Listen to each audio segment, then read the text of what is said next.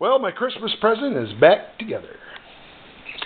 January 7th, 2018, and we got it. Everything looked good. Had one little spot in the interior of the barrel, a little tiny imperfection where they silver soldered the lug that goes from the barrel itself down to the tube that holds the recoil spring.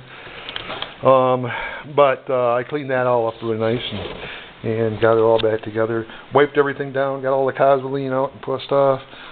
Lubed all the pivot points on the trigger or on the lower receiver and stuff up with some good old Hops 50. You like that Hops oil. Anyway, and did the trigger group, did the rails and the recoil, got it all cleaned up, and just checked everything out real good. Now we're ready to go shoot. As soon as the wife gets home and it quits raining, I'm going to take her out and let her shoot it a few times.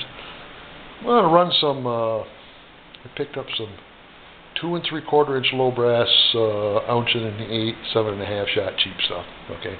I used to load my own shotgun shells when I was back in the early days.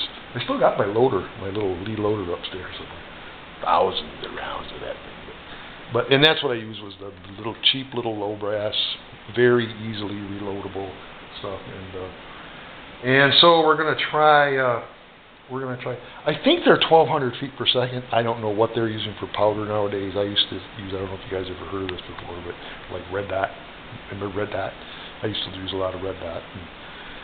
And when I was loading, but anyway, we're gonna run those, see how those run through it, and bust some clay pigeons. If my wife can handle this thing, I'm gonna get another one, because this is a cool little shooter, you know, for what it is, and get her used to handling an AK.